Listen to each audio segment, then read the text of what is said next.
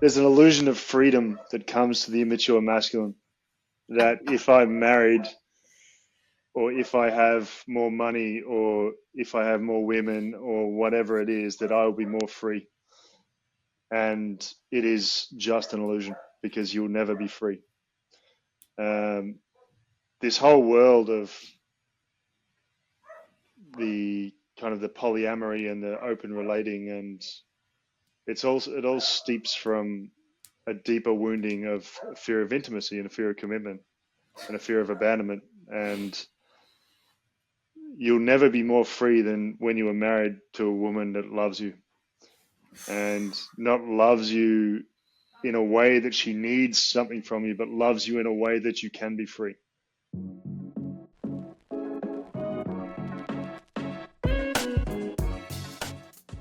Yo, yo, yo, lovers. Welcome to Sex, Love, and Everything in Between. We're the O'Neills. You're here with Meg and Jacob. And this is the place we have really uncensored conversations about sex, intimacy, and relationships.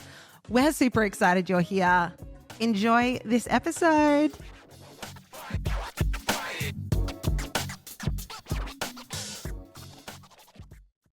Yo, yo, lovers. Welcome back to another episode of Sex, Love, and Everything in Between. Meg is just waking up. Her and Osh are about to head to the markets. And I'm dropping in with my bro, Nick Warner. This man is, an incredible facilitator. He's someone that I've been watching from afar. And after seeing his last few posts over on Instagram and seeing how he's holding the frame for the depth of the teachings that he's delivering, that for me says a lot about a man. It's easy to post out the formulas of polarity or just chat GPT it or grab someone else's sayings or take David Data's stuff and repurpose it as your own. But what I really take from this man and what I really look for when I'm bringing people onto this podcast is someone who doesn't just say the things, he's actually willing to have the conversation and take it to a depth that he is embodying, not just in his work, but in his relationship, in the way that he parents, in the way that he moves through the world. So, bro, welcome. Thank you so much for being here. Thanks, man. It's good to be here.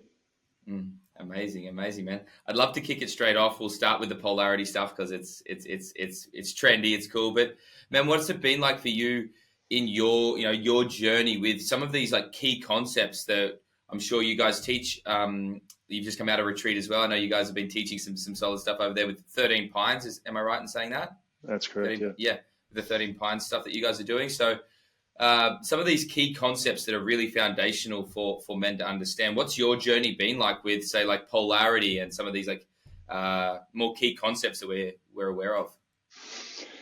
I mean, it was definitely not something I ever understood growing up, nor was I taught it. And I grew up with my parents are both together. They're amazing. I love them dearly. We have an incredible relationship. But growing up, it was very different, and dad was emotionally unavailable, and mum kind of took more of the leadership role within the relationship. And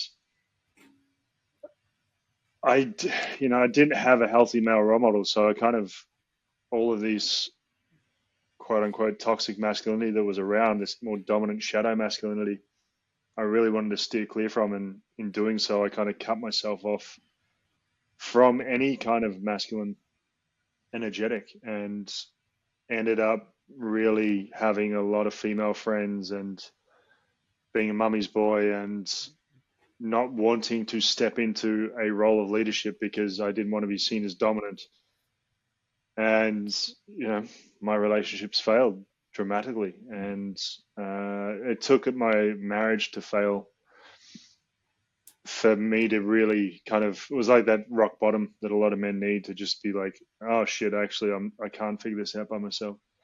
And I spent 3 and a bit years traveling the world, just really touching on all of the things that lit me up and excited me and scared me, and the things that I thought would benefit me. And towards the very end of that journey, I ended up reading David Data for the first time, and it's like, fuck me, where was this 15 years ago?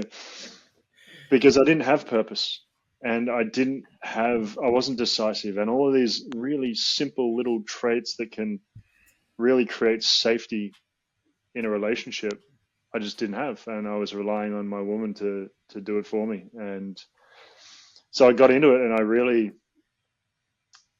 I spent a lot of time. Part of my journey was to heal my own sexuality and porn addiction and erectile dysfunction, premature ejaculation, all the really fun things to have as a guy. And I got into this world of Neo-Tantra and full-bodied orgasms, and oh wow, this is amazing, and kind of this skill set that allowed me to be better at certain things than other men.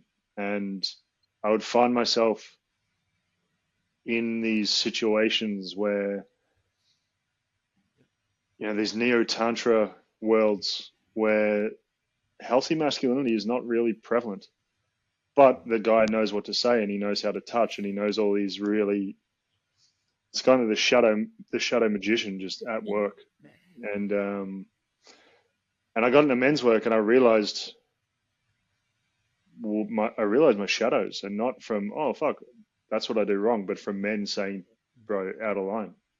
And this really allowed me to reflect on where I was at. And years later, I meet a woman who does what I do, except with women, and holds a very sharp sword, and her oracle is refined, and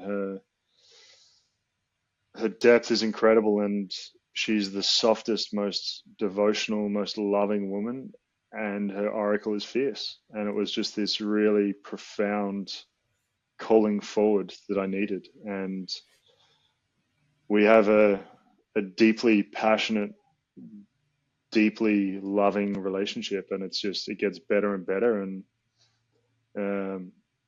it is in part because we both understand polarity. Man, so many nuggets in there for men, especially the part, when you said that part about like when you read David Data. For me, it was literally like everything that I'd ever needed to know about my relationships all just started to fall in on me. It was as if it was just this cascade of awareness. And I don't talk about aha moments too much, but for me, I remember reading the first chapter of Intimate Communion and being like, fuck, holy shit, man. I'd been denying a whole aspect of myself, the part that would feed me. So when I did that, man, like, yeah, I can only imagine that was, a really cool sequence of events following that. I'd love to, point into that Neo-Tantra. I came through plant medicine heavily. Like that was my doorway into awareness or deeper understanding of life. And I have seen that world I've seen the dark and the shadow play out, especially in that magician, as you said, the dark shadow of the magician.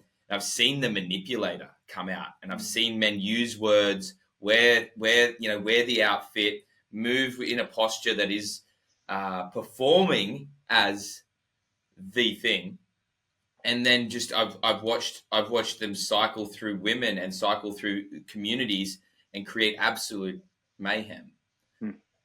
For me, I also felt that I didn't really understand much of my medicine work or integrate it until I stepped into a men's retreat, and I actually had men like give me honest feedback about where I was actually at, not about where my spiritual ego had soared above everyone else. Do you have anything to say on that, man? Like, do you have anything to just jam on? Obviously you've shared your experience, but from the collective, if you have an opinion, I'd love to hear it on how you see people getting stuck in one or the other, or even guys that get super men's work heavy and then they just become too rigid. I'd love to hear, because I've seen that as well. Like I've been to some retreats and it's taken me a month to get over the physical torture that I've been put through.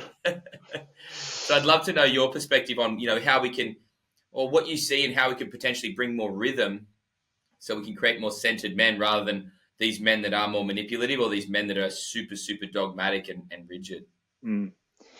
Yeah, I spent many years in the plant medicine world also, and served Cambo for many years and still do. And in that process and in that experience, or through that experience, you get to see the kind of the dark and the light.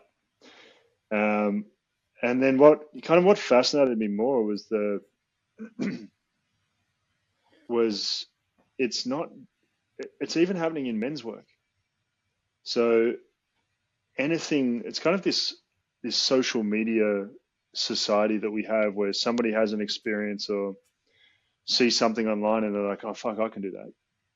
And they go off and then, they serve medicine even though they've never been taught how, or they run a men's retreat just because they did a breathwork session once and they can run an ice bath.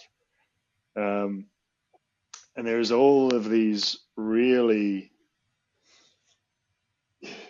unqualified people leading people through experience where they really have no kind of no basis for it. And it was actually a shaman that said, because we're talking about Kambo and how everybody was now serving Kambo at this point, and I met a guy, he'd received the medicine 3 times, and it worked. 8 out of 10 times it's the same thing. And for him, it worked the same 3 times. He's like, cool, I'll serve this medicine now. And he went around and he served a woman who her face swelled up like quite severely, and he freaked out because he'd never seen it before. And because her facilitator was freaking out at what was happening to her, obviously she started freaking out. And I was like, man, how many times have you sat with his medicine? He's like, 3. I'm like, don't you think you should do it a bit more before you go around and offering it to others? He's like, no, it's just your opinion. I'm like, it is. You're right. It's just my opinion. But I think there is a karma that brings people into doing things that potentially they're not ready for, and a karma for the people that seek out people that aren't ready to be serving it. And there's some kind of a relationship in that for those people. And similarly, this, and maybe it's just because I'm in the field, but so many men do men's work, and there's no lineage from it. It doesn't come from anything. They've gone off, they've had an experience, and they're like, great, I can do this. And to the point where I've had women come to me and say, I would never date a man that does men's work because he cannot hold himself energetically or emotionally. So he's had this experience where he's cracked himself open or been cracked open, and now suddenly I need to be emotional because that's what women want. I need to be vulnerable because that's what women want. And then the result of that is a relationship where she's holding him more so than the other way around, and then the polarity's fucked. So, if you got any modality that you're seeking out, just make sure that the person that is serving or teaching or whatever is actually qualified, and there is a lineage that it comes from, because that's where the medicine comes from. That's where the transmission comes. Yeah, man. When you said lineage, the word that came like into my body was humility. When there's a lineage, there's humility, rather than I am the guru, I'm the shaman, I'm the one that's going to save the world. And I know personal development perpetuates this, fake it till you make it, start before you're ready. And when we go towards the path of depth rather than expansion or more, what I've been learning is that if you really are serious about walking this path, it's a lifelong path. Therefore, there is going to be it's going to be a lot longer than the next 3 months or your yearly mastermind. So I've learned to seek out people that have connection to certain lineages and to actually be a student whilst I am learning to lead the people that I'm leading. And that's been incredibly humbling. We had at our training, we have one of my bros. He's a bit older than me. He's a bit further along than me. His name's Valan, and he works, it's his land that we do the work on. And he just is so, for me, it feels, I'm so humbled by his presence. And it's like, he's got a lineage back to, his teachers, and he speaks about them so deeply and with such honor and reverence. And it's like, there's no, there's identity and ego in the space, but it's not leading the space. And I found that to be really, really beautiful. And same sort of thing. I've watched people in the medicine world and to be honest, man, I'm a bit of a fiery dude, and like for me, I just want to punch them. Like I'm just like I have almost negative tolerance. Like I'm in the red when it comes to that sort of stuff because I live on the Gold Coast. You know, I'm around the bright lights of everyone's a coach, everyone's a shaman at the moment. So in the Northern Rivers here in Australia, but yeah, for me, I get really, I think this is my medicine too that I have to sit with is like for me, it's so sacred. Like this work is so important to me that when I see someone utilizing it or working with it in a way that isn't at the depth that I think they should be, or that isn't where I see it should be, where they're overstepping their leadership, I get really, really frustrated because to me it's like, nah, man, you don't understand. You must understand that this work that we're doing is not just for dollars. Like there's a bigger prayer in place for what we're doing. So yeah, man, like seeking out some older dudes to just cool me off and just say, hey, bro, it's okay, it's okay. Like, that's been the biggest lesson this last year for me is like finding older dudes that can just be like, Jacob, it's okay. You just stay in your lane, focus on what you're doing. Don't get on your high horse and just keep taking the next step. So that's been huge for me, man, because I know, I don't have as much grace when it comes to that sort of stuff. I just get my fists clenched up and I'm like, I want to rumble. No, I read this quote years ago. The warrior that trusts his own path doesn't have to question anyone else's. And it's there's guys doing all kinds of shit where it's like, well, that doesn't resonate, but that's okay. That's their thing. And I've been with my teacher now for 5 or 6 years, and I'm still going, and I'm finding different modalities. Man, I got into therapy 8 months ago for the first time. It is fucking blowing my mind. Like, whenever anybody mentioned it, I was like, nah, I'd rather just drink ayahuasca or do a breathwork session or something. But the slow burn is revealing shit about my life that I just had no idea. And I was always against it. And,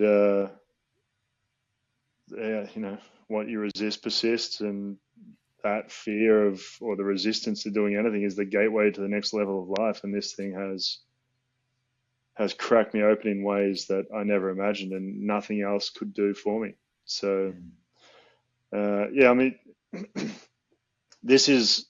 I didn't get into this to make money. I didn't even realize fucking coaching men was a thing. I was working as an architect, and like this was my thing, and I love drawing, and that was life. And then I got into this because I needed it. I figured out how to have full-bodied orgasms because I couldn't get a hard dick. Like everything came from my own pain. And at some point I was like, well, okay, I'll scratch that itch, and I'll do this, and I'll go in these places because I need it for me. And then at some point someone's like, yo, can you teach me that? And I'm like, I guess, yeah. And then it became more and more and more, and now my life we did this practice with John once about what's your purpose? And you stand in front of a man and you look him deep in the eye and you share your purpose, and he looks at you and he gives 3. Yeah. And you say it again and he's like 2. And you say it again, he's like, 4. And you keep refining it and keep refining it. And I can't remember what I started on. Something about to liberate the hearts of all men or something was my purpose. And he looks at me just like 3. I'm like, oh, fuck. And what I ended on was something like to liberate my own heart so my son can live free. And by the time I got to this, we're fucking weeping, and he's just like, 10. And I'm just like, oh, fuck. And I'm repeating it. And it was just like, that's it, man. I don't do this for money, and I don't do this for any other reason other than for my own journey and my own healing. And the beauty of that is that it actually benefits everyone else. Yeah, man. That, like, when you said that, goosebumps. I've only just become a dad in the last 6 months, so like it's just amplified all of it, man. Amplified every fucking thing, and when you said the first one, I was like, oh, that sounds fucking cool. And then the second version of like, to liberate my own heart so my son may be free, can live free. It's like, that's to me, and I don't use this word loosely, but like, yeah, dude, that feels like a deep prayer. Like that's coming from somewhere deeper than I, that's just such a beautiful statement. Yeah. And man. you don't get that through breath work and an ice bath. It's John was a student of David's for many, many years, and that whole lineage is something so deeply profound about it all. Yeah, man. I've jumped on a few of David Data's online courses that he's done, and like just his sharpness. Like we were doing a breathing, and I remember like I kept on like getting to a point where I'd like my body would move, and I was like, oh, is that me processing something or what?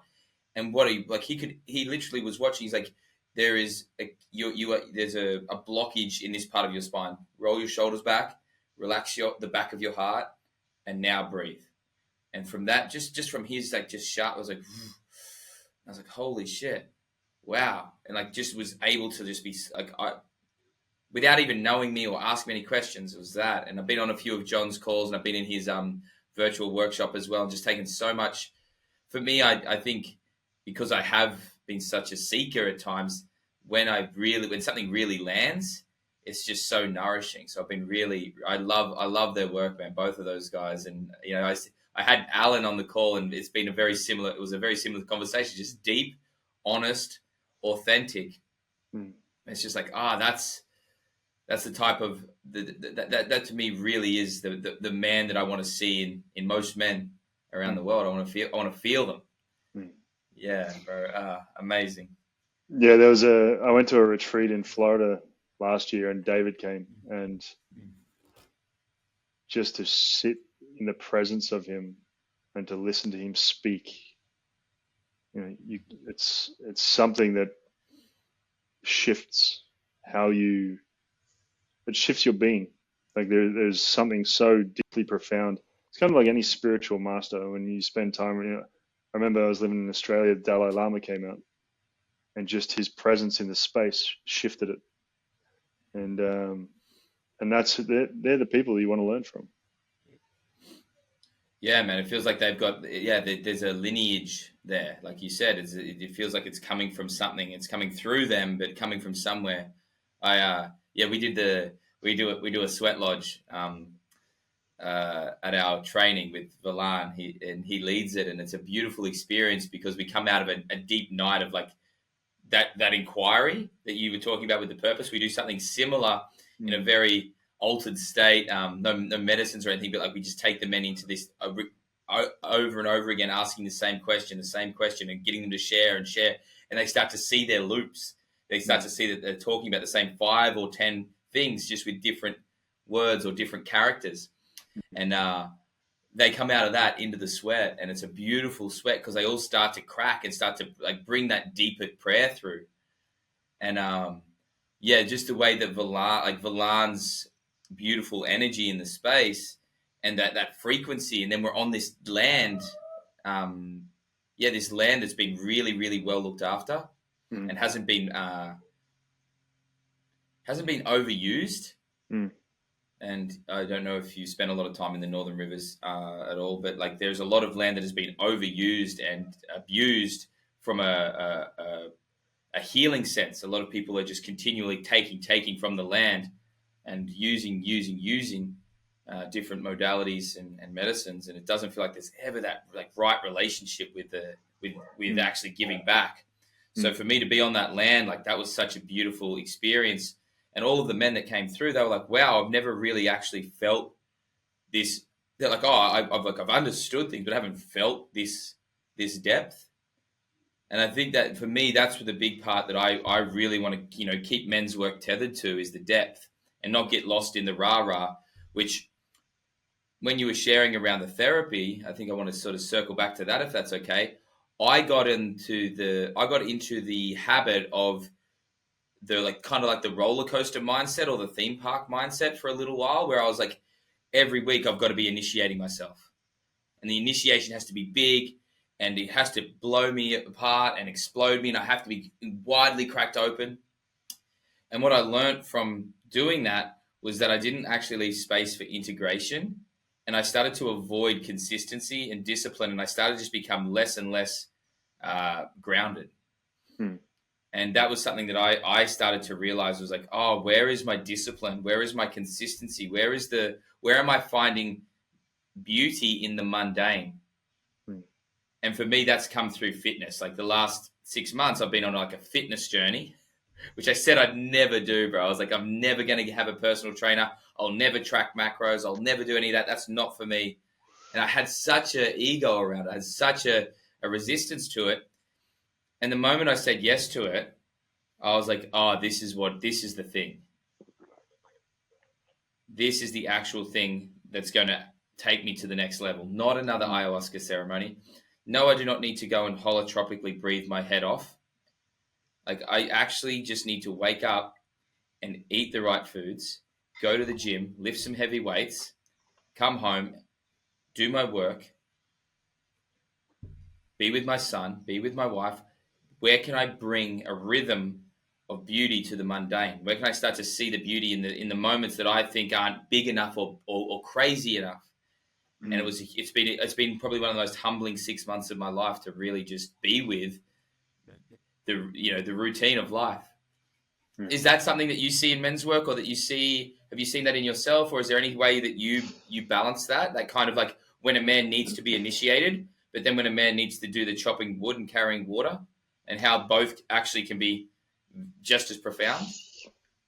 Yeah, I mean, I'll speak to my own experience because that was my life for many years. I was single, and it was like, what's the next biggest thing? What's the next initiation I can do? What's the next ceremony? Whatever the next thing is.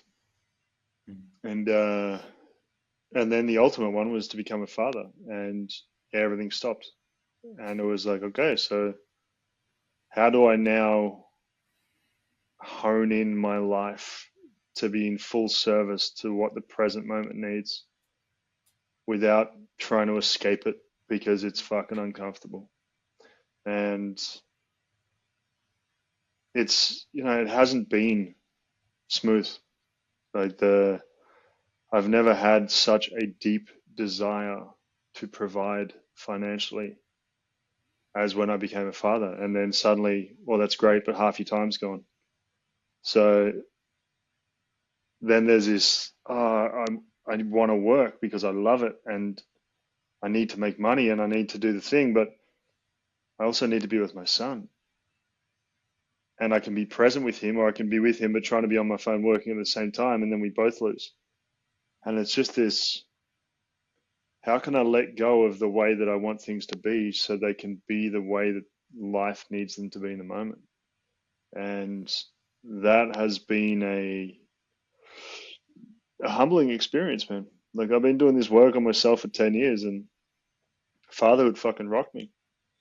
It absolutely rocked me. And I see why there are so many fatherless families. Like, a woman will get pregnant, and she will be pregnant in preparation to give birth. And then she'll give birth in preparation for motherhood. And then she breastfeeds and goes through that process as a part of motherhood. And men are just like, I'm pretty good. And then suddenly you're a father, and boom. Like, there isn't the same preparation needed for a man. And, it's it's the hardest ceremony and the greatest masculine practice I've ever been in. And it's a constant refinement of how can I let go of what I want to give the moment what it needs. Very, very relatable. Extremely relatable, man. I love that. I love having guys over. I'm like, yes, I can. You're going to validate my experience a little bit. I'm like, yes, I'm not alone. I'm not fucking batshit crazy. With I'd love to talk about that, because literally last night, my wife and I, Meg, we was laying down, Osha was asleep, and we're like, how are we going to fucking both work? We both love work. We both love our businesses. And Meg's a gun, man. She's an absolute G when it comes to what she does. And I love supporting her and really, really breathing life into the fire that, that burns within her to serve women. And similar to what you said, the desire to provide financially right now has never been more alive in me than ever. To the point where I can't really, I've had a really hard time switching off. And it's a deep subconscious, like it's deep in my subconscious. And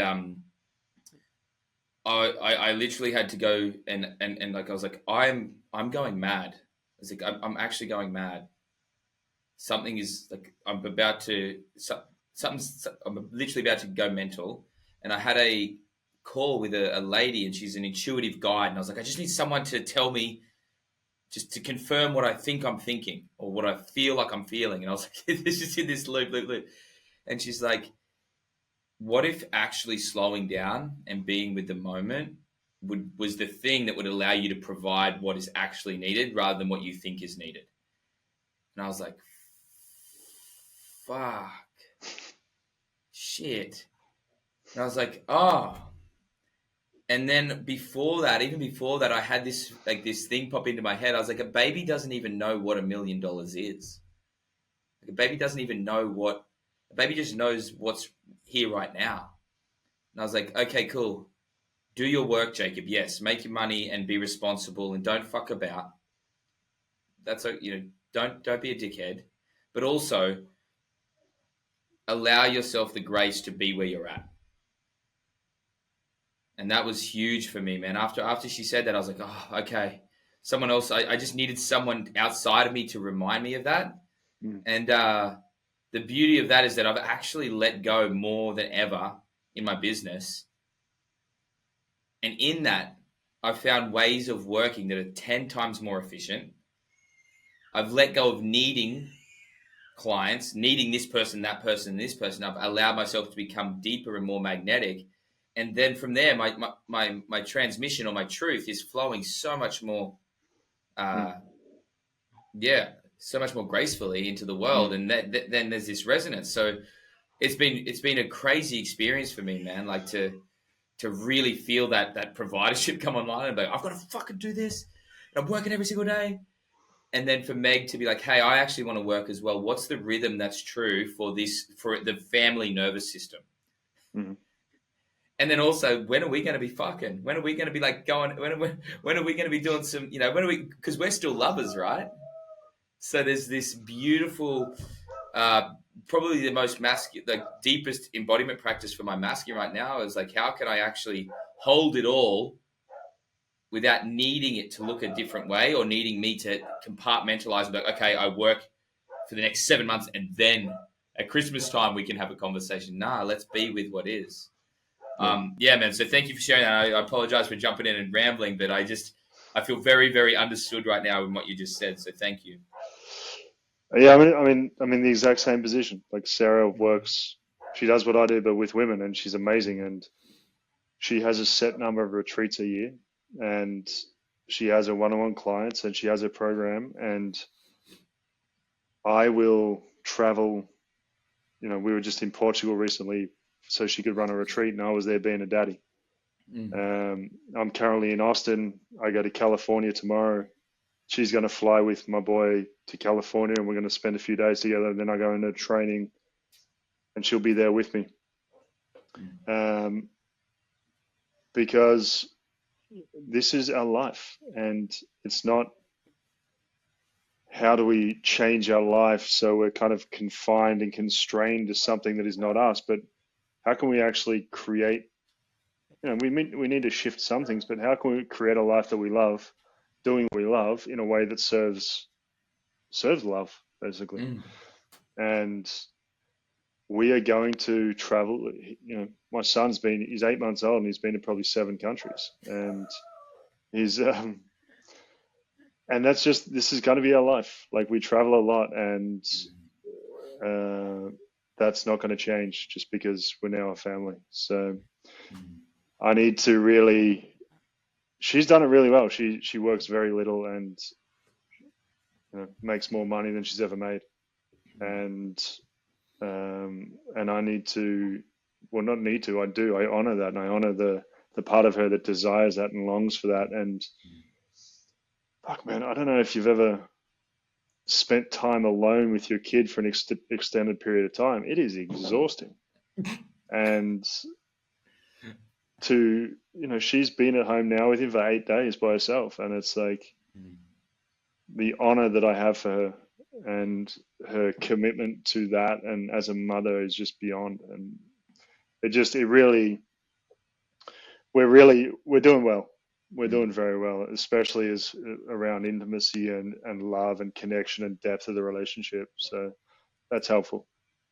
Yeah, man. It sounds like you haven't really compromised your values. You've chosen to like welcome your child into your world and bring him in. And that's something that Meg and I have been practicing relatively well. It's like, oh, welcome to our life, man. This is how we live it. Yeah. Rather than be like, now you're here, we have to adjust everything and we have to turn and completely revolve around you, and you're now the thing, which doesn't feel right. It doesn't feel right. I don't have the data or the words for it. But for Meg and I, like Meg wanted to go to New York to visit her sister, and I was like, my love, go for it. I'm in mission mode, and I've got some big things leading into that, and I need to be at home. But if you want to go to New York, go. And for 10 days, her and Oisin and her mother went to New York and visited her sister, and they had an absolute ball. And I was like, oh, for me to actually have the capacity to say, my love, go to New York, have time with your family, take our 5-6 month old son. I was like, I don't think there was a version of me in the past that could have handled that could have said yes and allowed that to happen. I thought I would have had to have gone with her, or I would have had to say, no, we stay at home because we're saving for a townhouse and we've got to do this and we've got to do this, rather than being, this is what our life is. This is how we move through the world. And this is what's true for us. Even to the point, man, like similar to what you said, like with retreats and things, we've shifted really from like this idea of we have to coach people and do this. And we've really like stepped into a season of facilitation. And I think after COVID and the online world, we've actually filled our calendar for the next 18 months with amazing retreats and workshops and events that we're running. And I'm so excited. I don't know about you, but I'd love to hear from you. I'm so excited to weave our son into this world and to have him come to these things. Oisin was born the first day of the Gathering of Men, the big retreat we run. So I didn't go last year. I organized this huge men's retreat, invited all of my like the dearest other facilitators that I've like looked up to and built relationships with.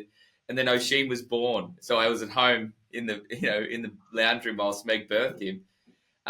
But this year I have this vision of bringing him in and like having his birthday and like being able to celebrate him and have all of the men sing him happy birthday and Meg come out and bring him for an hour. And I just have this vision of like bringing, like not making this work separate to my family, or not like, okay, daddy's off to work and then when he comes home, he's here. It's like, no, can I actually bring you on the journey and weave you into my world?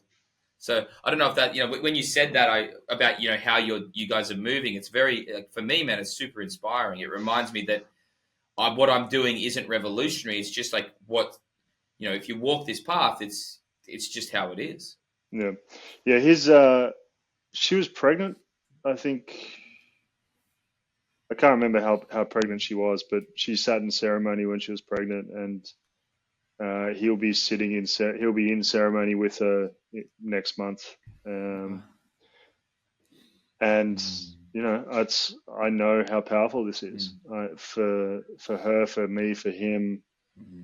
Lineage is back and forth, and there's a lot of people that would be against it, and that's great. And we have a very different life to a lot of people, and I don't expect everybody to understand, but I know deep in my bones what is true and right for us. And at the same time she's doing that, I'm running another retreat for men in Sweden, and this is what it is, and it's beautiful, and I love it, and I wouldn't want it any other way. Man, yeah, thank you. Like, just for coming on this from a personal perspective, like everything that you're saying is almost like just reaffirming some of the decisions that Meg and I made and continue to make. You know, for us, I think Meg was 36 weeks pregnant. We went and sat in ceremony out on the land for 3 days with one of our teachers and dear brothers from Peru. And yeah, man, we sat in ceremony, and I had probably one of the hardest ceremonies of my life. And it was so beautiful because Meg was dancing with his pregnant belly in the creek and just like in the sun dancing off her. And I was just like, dying, absolutely dying. And my bro Kev came up and he's like, "Hey man, how much longer are you going to suffer?" And I was just like, shit. He's like, "You don't have to suffer anymore if you don't want to. You get to enjoy this." And straight after that, man, I was just like, "Oh, dude." And he's just like, "You're a dickhead, man. Come on." And he's just like, he just gave me the loving kind of like slap across the face that a shaman does so beautifully, and used the language that needed to be used. And you know, Meg and I had a very, very, you know, our birth, the pregnancy, the birth was all very in alignment with our values and how we move through the world anyway. So that ceremony really solidified for me just how deeply willing we were to choose our path. And then like at 38 weeks, we went and sat sweat with one of our other teachers, Harvey, and she prayed and gave us the deep, this really deep blessing and this deep trust in ourselves that we were walking the path and walking towards the actual birth. It felt like we were preparing appropriately for a rite of passage for both of us, for me to let fully go and trust that Meg could do this, and for Meg to go into something and actually do something that she's never done, but that her body innately knows what to do. I'd love your perspective on that in regards to what do you feel men can cultivate? Like for me, it's always been a deeper relationship with nature is always a good thing. But if we were to, sort of moving towards the last 15 minutes of this podcast, is there any advice or any kind of wisdom that you can start to deliver to some men? We have a lot of guys listening to this podcast, or their partners send them the podcast. Listen to this. Is there something that you could potentially seed for some of these guys that are on the precipice of deep commitment to a woman, or that they're having all of their avoidance attachments coming up, where they're like, "Oh fuck, I've got to get out of Dodge, man. Like, oh, she wants me to marriage is coming up, or we've been together 4 years, or she keeps talking about babies, or I don't think I've got enough money yet." All of those like fast-paced, erratic things that take a man away from his depth. Is there anything that you could offer these men? Just a couple of little spices for the recipe, man, that they might be able to. Yeah, there's an illusion of freedom that comes to the immature masculine, that if I'm married, or if I have more money, or if I have more women, or whatever it is, that I will be more free. And it is just an illusion, because you'll never be free. This whole world of the kind of the polyamory and the open relating, and it all steeps from a deeper wounding of a fear of intimacy and a fear of commitment and a fear of abandonment. And you'll never be more free than when you are married to a woman that loves you, and not loves you in a way that she needs something from you, but loves you in a way that you can be free. And you can be a Peter Pan your whole life. You can avoid and escape and run away from and deny all of these things, but eventually you need to grow up. And there is no greater path to growing up than through responsibility. And it really shows you where your work is. It shows you the parts of you that are still probably restrained from some core belief that you embodied as a child, and how you can heal those and release those and live in a way that you are free. This connection to nature is super powerful and beautiful, and And I think if we were able to get men to cultivate a deeper connection to their own consciousness, they would understand all of these concepts far greater and far more deeply. You know, I was on another podcast earlier, and we're talking about this idea of polarity and how it's so distorted, and I've never met anybody that truly understands it, male or female, who doesn't absolutely love it, because it allows us to both live in the fullest, deepest version of ourselves. And if I can live from the truest essence of who I am, and this then empowers my woman to do that from her perspective, and then her doing it empowers me, and it's this like circular economy where there's more love, more radiance, more depth, more freedom, all of it. And anything that it does not create that is not true polarity. It's some kind of distortion or bastardization of it. So you can't create that kind of depth with multiple women and a fear of commitment or a fear of intimacy. And you know, similar to guys that don't want to ever try semen retention. It's like you've been given the keys to a Ferrari and nobody ever taught you how to get out of first gear, and you think that's first gear is great. It's like, yeah, sure. But what if you took it to fifth? So, you know, a lot of this stuff, it's all fear-based. That I don't want to try something that's uncomfortable. But that's exactly where the depth is. Yeah, man. I think, that all feels very fucking true to me, especially that stuff around polyamory and avoidance, and you know, this for me, like the deepest freedom is found through responsibility.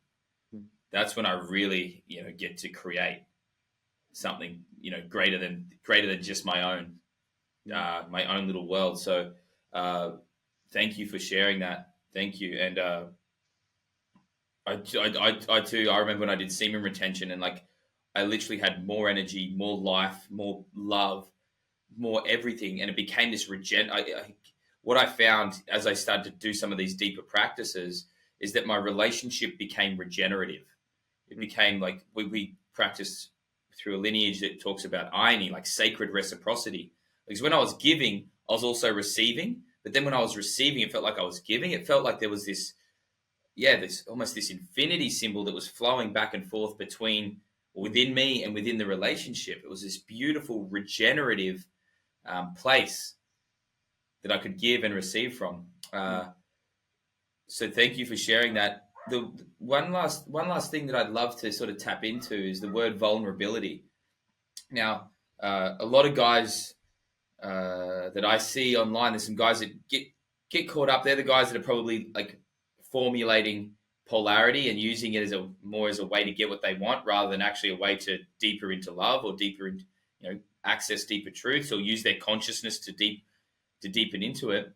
A lot of guys step away from the word vulnerability because of what it may mean, and society says, you know, stay comfortable, stay secure, don't expose yourself because for the risk of insert fear.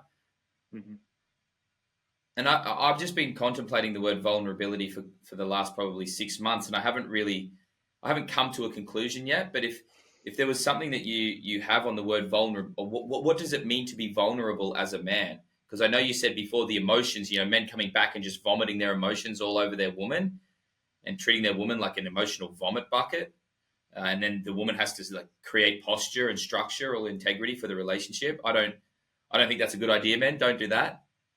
But if you could, what does it mean to be vulnerable as a man? To be able to share truth. And, you know, there are many experiences for men where they've shared something deep and it's been used against them. And so they're like, I'm not going to do that. But it's not necessarily, as you said, she doesn't become your therapist, but it might mean that you share with her that you are struggling. It's like, hey, love, I got some shit going on and it is heavy.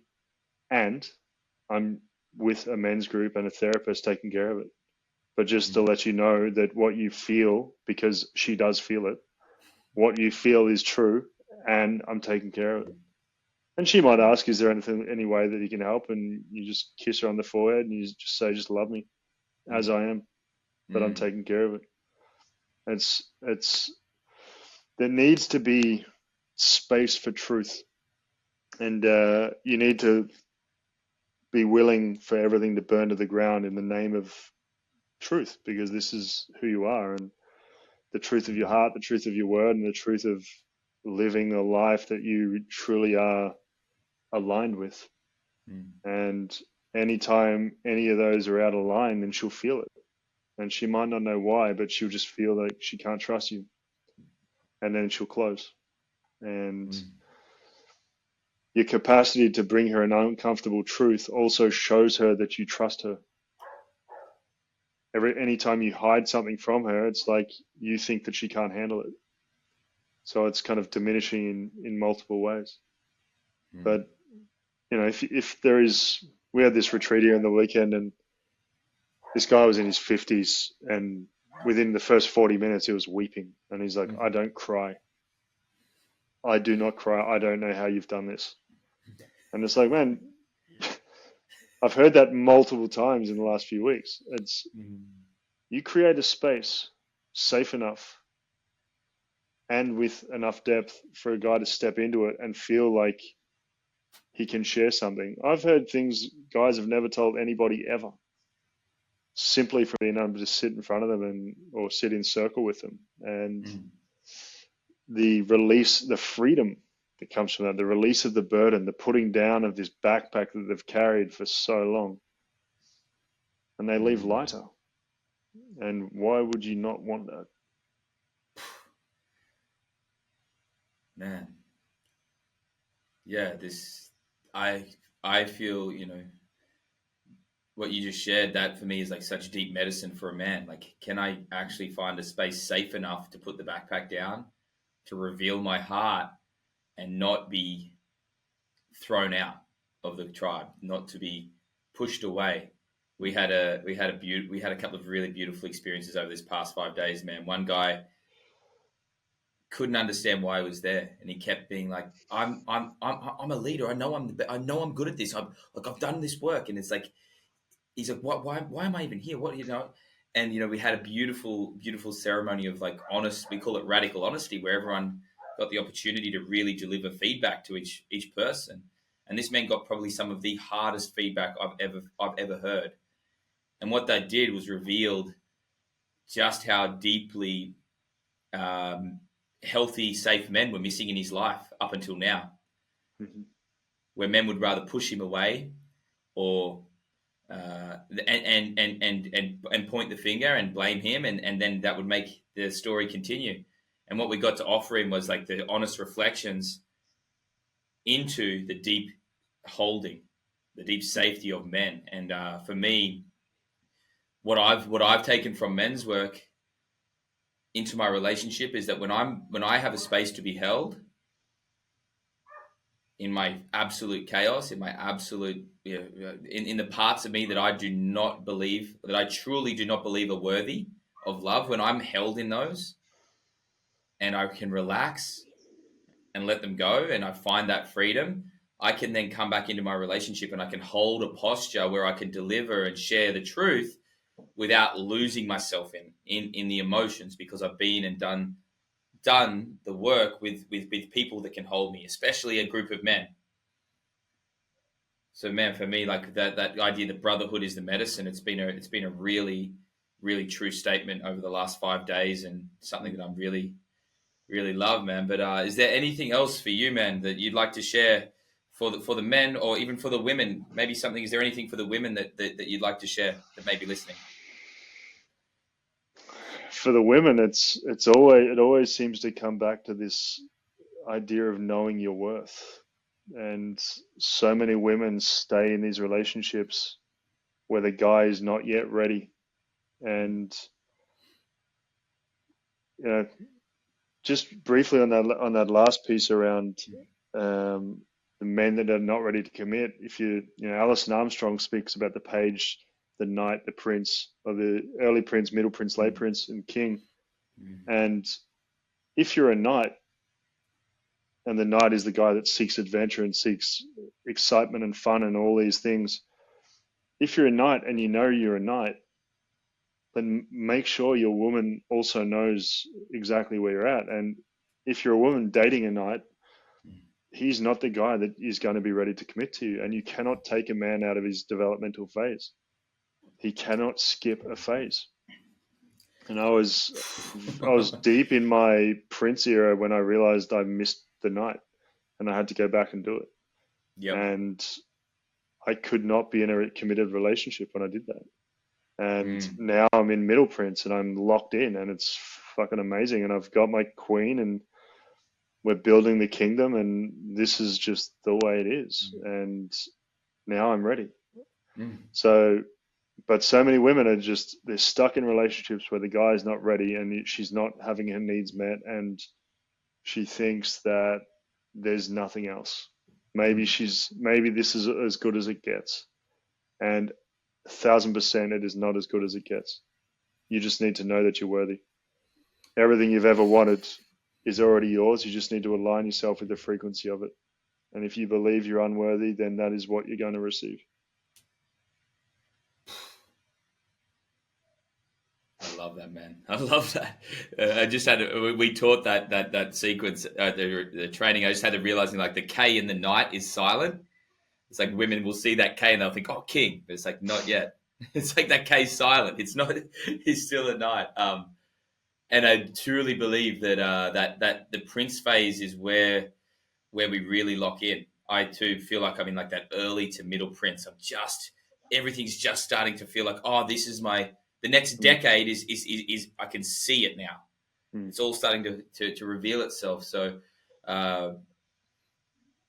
the humility to say I'm not yet a king, but I'm willing to work towards building a kingdom with the woman that I love and to do it alongside her. Not I have to have it built before she's here.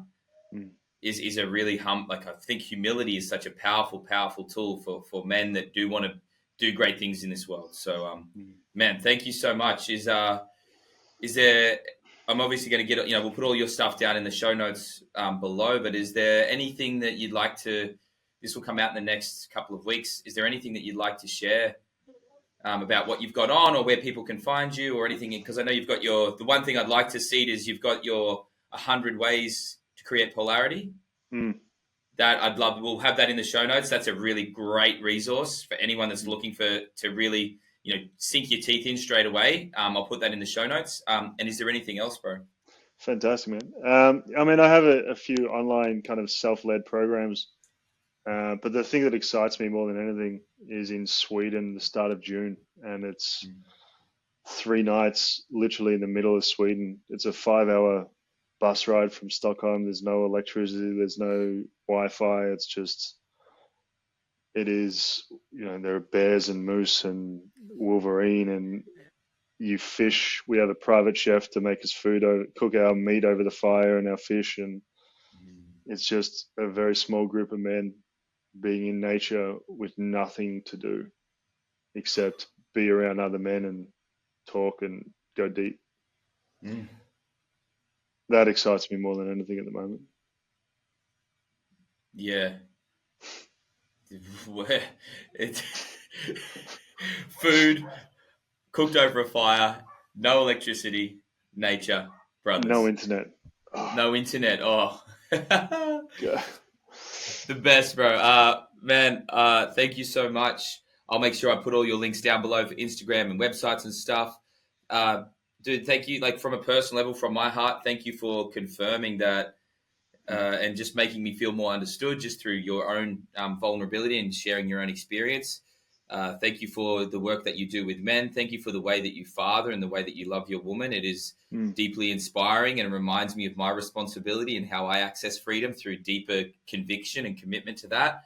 And dude, if you're ever in Australia, I look forward to one day, spending some time with you. And we've got big plans for our next year as well with the Gathering of Men. So I'm working on, inviting some guys from around the world next year to really anchor even more deeply the prayer that we're setting for that, man. So I'll make sure that you get an invite, and hopefully one day we can stand alongside each other with the bros and do some deep work. Mate, invitations go a long way, especially back to the motherland. Aho. Bro, thank you so much. Appreciate everything that you do and all that you are. Thanks, man. Ciao. Yo.